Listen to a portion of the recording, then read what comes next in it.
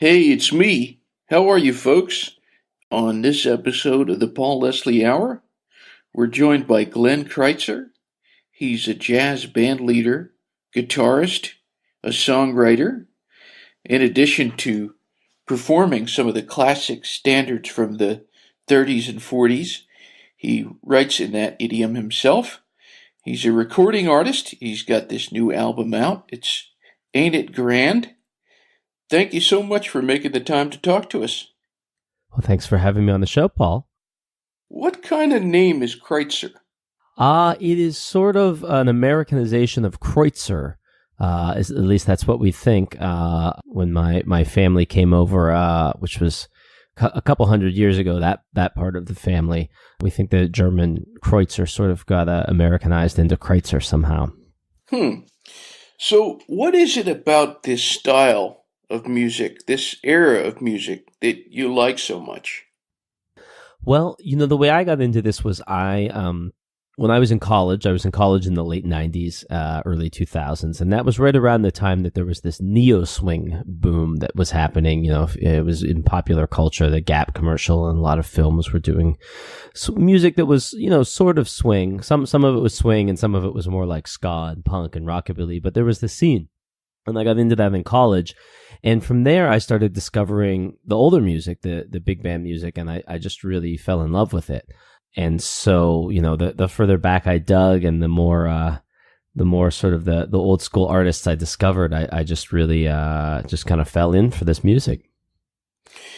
Do you think people would be surprised at how many younger people are interested in this kind of music? I think so. There's a pretty considerable scene. After the neo swing kind of died out, there were those of us who were left who were really hardcore into the dancing and into the music, and we all started kind of digging backwards and finding the old stuff. And it was started out as a really small scene. We would have to travel a lot in order to just find other people to dance with to fill a room, unless you were in LA or in New York or something like that.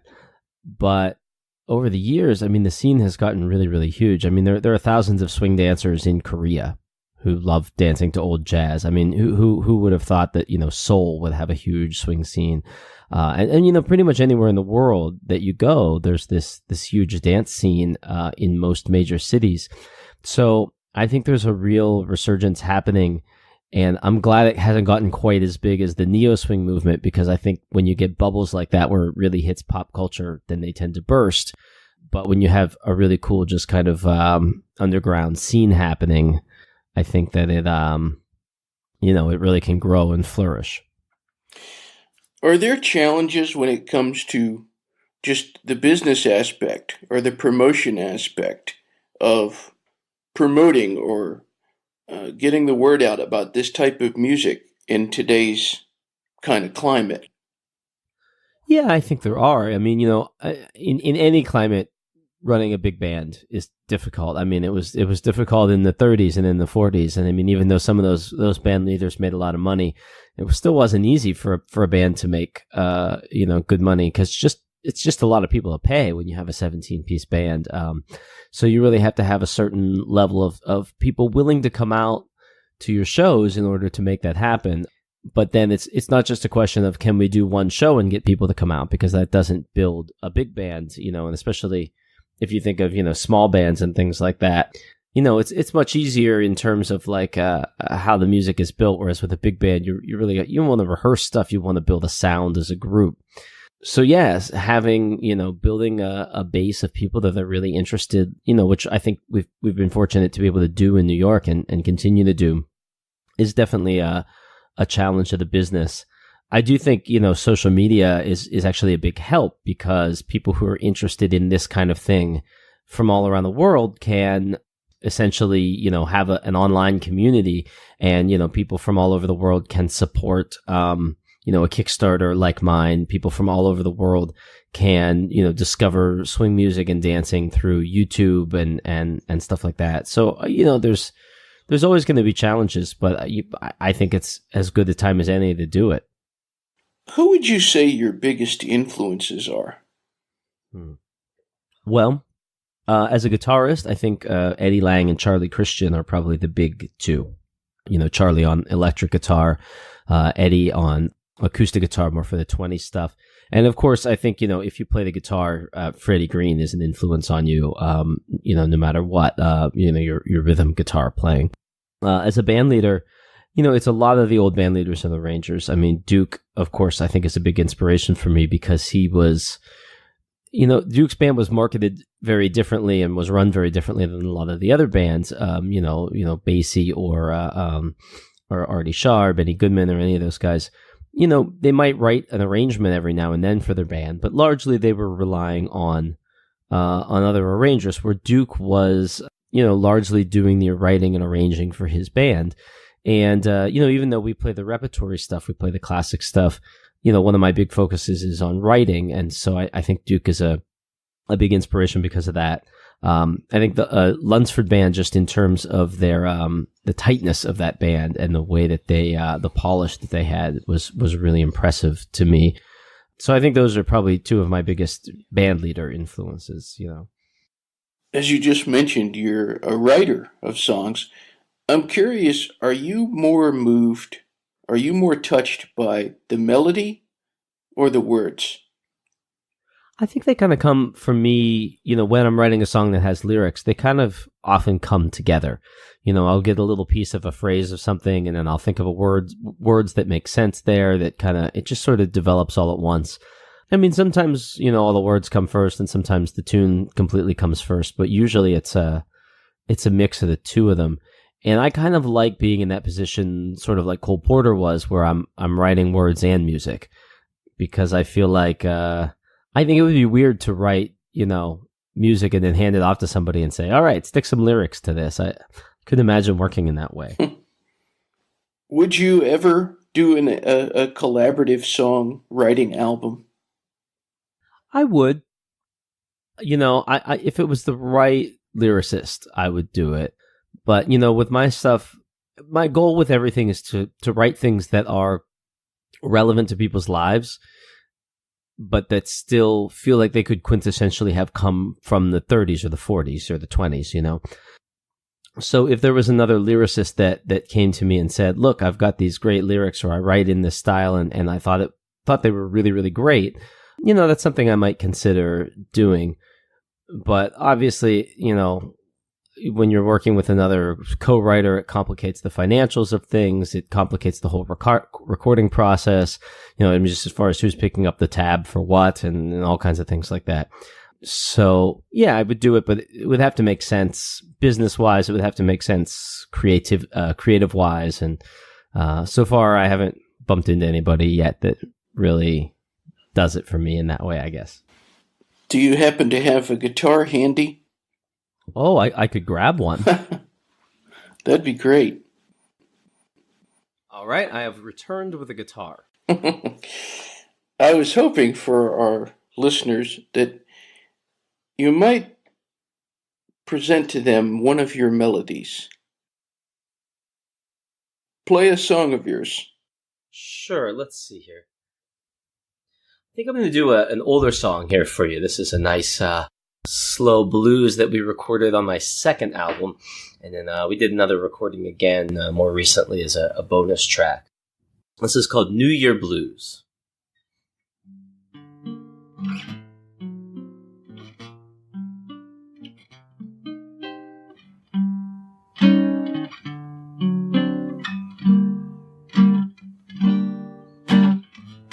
You said to me, now that you're sorry, and like a fool, I think it's true. Well, it's the same old song with another year gone, giving me those old New Year blues. Well, I'm so blue and broken-hearted, 'cause you and I were through before we started. I guess it's out with the old man and in with the new, giving me those old Year blues. Your gentle whispers, foreshadowed kisses, until we had to say goodnight. You held me in your arms, but the moment I was gone, you gave away that kiss that was mine, oh mine. And now you tell me you still want me, but you ain't acting like you do. Well, you can say it 700 times, but until you prove it's true, I'll be singing those old New Year blues. I guess it's out with the old man and in with the new, giving me those old New Year blues.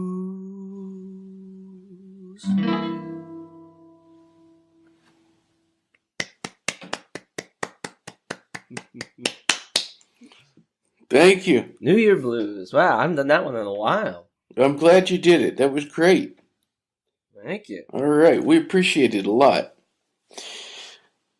Tell us about this album that you've got out, right. the latest. Mm-hmm. Well, the newest album is called Ain't It Grand, and that is a double album of music that is, it's about half original and half classics. So what I wanted to do with this, it's with the full big band, and the idea was I wanted to kind of put my originals side by side with a bunch of classic tunes. And, some of the classics are, War Horses and things that, I think everybody recognizes, some of the greatest hits. And other ones are, kind of lesser known gems, things that maybe the recording quality of and the original isn't very good. And we could make a nice recording of, with a better quality of that arrangement or something like that.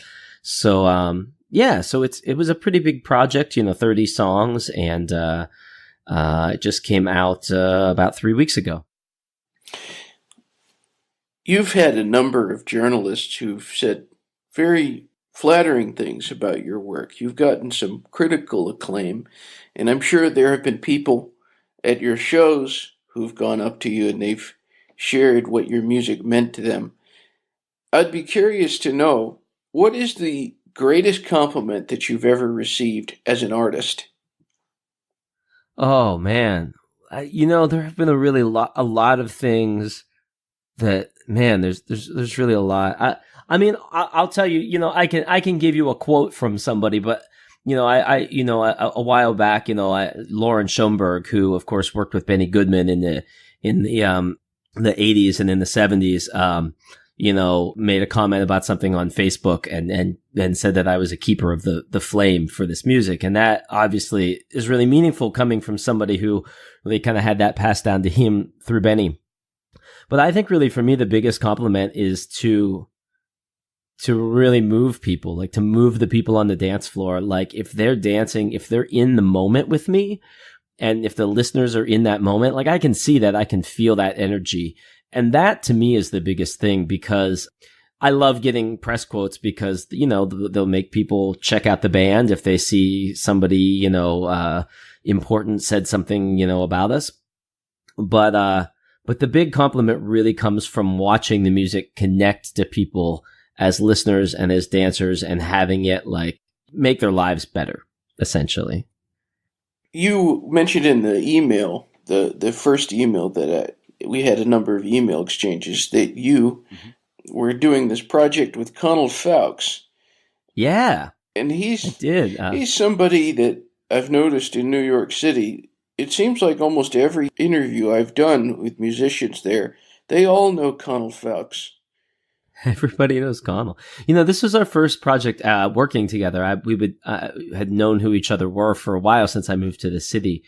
But yeah, we did this Eddie Lang, Joe Venuti Eddie Lang project with Andy Stein on violin, who's Andy is in Vince Giordano's Nighthawks, great violin player.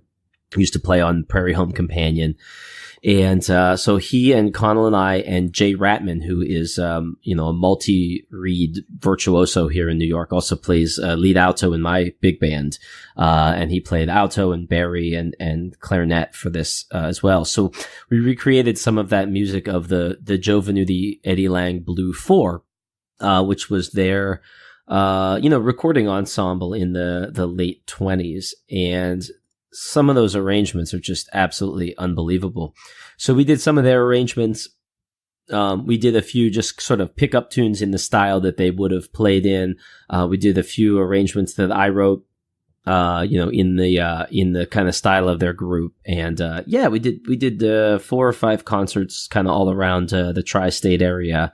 And it was a great concert. It was a lot of fun, very challenging music, but very capable people to take on challenging music with. What do you find New York City is like as someone who lives there? Well, it's inspiring in a lot of ways, because I feel like everybody that you meet here, not everybody, but a lot of the people that you meet here have a thing. They have a thing that they're really good at, that they're striving for, that they're trying to create in their life, in their business, in the world.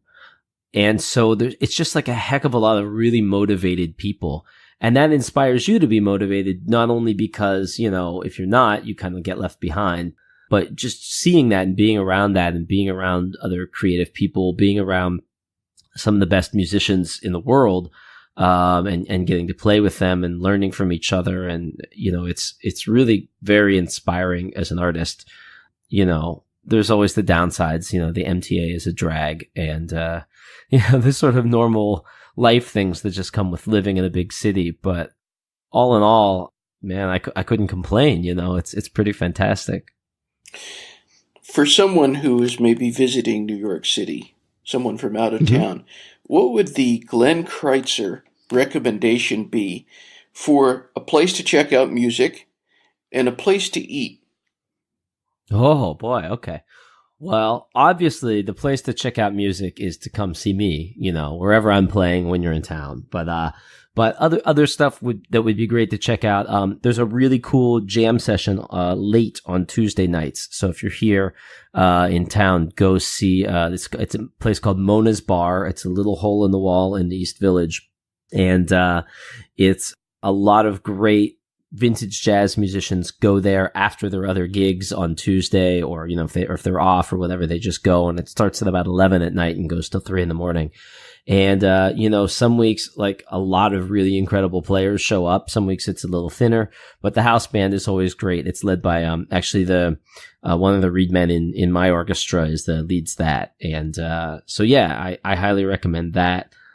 If you're in town and we're not playing the night that you're in town, definitely always check out Mona's. Place to eat is, man, that's just like, New York is so full of really good places to eat. It's really, really, really hard to pick one. I guess it depends on what you're in the mood for. There's like a really great Korean neighborhood here in New York where you can get a lot of good Korean barbecue, which I like to go for. There's all the great pizza places. I guess if you come to New York, the quintessential thing to do is to get like a really good slice of pizza, like go to John's or something like that and get a really good slice. So if I had to pick something, I would say go get a really good slice at John's or one of the other really well-known New York pizza, or Arturo's, which is not really New York pizza, but it's a cool, really good pizza. Yeah, I don't know. That's hard, man. It's this city is a culinary wonderland, You were mentioning a moment ago people going out to see you at one of your shows. Sure. What would the best case scenario be for someone who comes out and sees you sing? They would get out of it? Well, I mean, I guess it depends if you're a listener or a dancer. If you're a dancer, I hope that you're going to just dance your butt off all night and just leave in a puddle of sweat and just be really just have been so into it and just feeling that music in your gut. If you're a listener, I hope that the music connects with you, on both an intellectual and an emotional level. I mean, I like to write a lot of puns in my lyrics, but obviously I write a lot of instrumentals too. And, the hope is that you get that same feeling as a listener in your gut that the dancers get when they feel something that they really want to dance to. What is the best thing about being Glenn Crytzer? Wow, what a question. I guess it's that I've managed to find a way to do this really weird, bizarre thing for a living. I think that's pretty cool. There's always people that they're going to tell you can't do a thing. They're like, you want to do what? Well, nobody does that. No, what? That's impossible. And you go, if you have the vision to go, nope, it's possible. I can find a way to do it. You can. And so I think that's probably the best thing is just knowing that I get to get up every day, and whether it's hard that day or whether it's fun that day, I'm putting the effort into something that I really love and care about and am passionate about. All the listeners out there, they can visit you online. It's glenncrytzer.com. Glenn with two N's, Crytzer. And I'm hoping that you can maybe play another song to kind of send our listeners on their way. Oh, sure, I could do that. 1 second, let me... I think I'm going to play an old one for you here to take you out. Though my position is of low degree, and all the others may look down on me, I'll come smiling through. That's if I have you. I am the happiest of troubadours, thinking about you while massaging floors. In my leisure time, I made up this rhyme. I will be the oil mop if you'll be the oil. Then we both can mingle. Every time we toil, we toil, we toil. I will be the washboard, baby, if you be the tub. Think of all the Mondays we could rub-a-dub, rub-a-dub, rub-a-dub. Now I will be your shoe brush, baby, if you kindly be my shoe.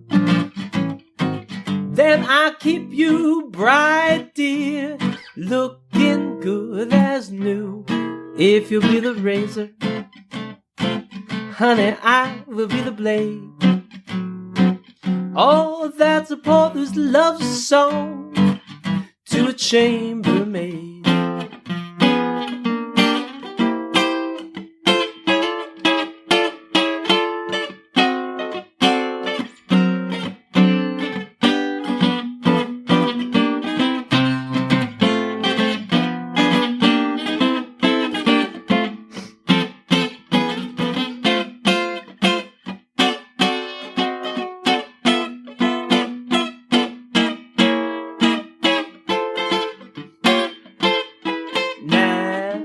Will be your shoe brush, baby, if you'll kindly be my shoe. Then I'll keep you bright, dear, looking good as new. If you'll be the razor, oh honey, I will be the blade, be the blade. That's a Porter's love song to a chambermaid.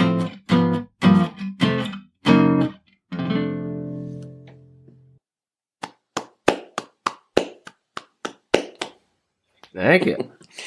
Glenn, you leave them smiling. Yeah, excellent. I like that. That was great. Yeah, that's a good old song. Fats made that one famous. So I always like to end the interviews. I just let the guest take the stage. Very open-ended, completely. Mm-hmm. It's up to you. What would you say to anyone who's listening in? Well, I would say, if I think I kind of said part of it earlier, but I think, if there's a thing that you believe in, that you want to do, that you want to make, that you want to create, find a way to do it, because life is too short not to do that. And there's always going to be a way. It's always going to be hard. It's always going to be harder than not doing it. But there's something incredibly satisfying about doing something that you really love, even if it's bizarre and weird and nobody gets why you want to make that thing. If you believe you can make it and get people into it, go for it, and don't worry about the obstacles. Just look at the obstacles as the path. Well spoken. Thanks. Well, thank you very much. It's been a pleasure. Thank you so much for having me on. All right, folks. Again, that's GlennCrytzer.com.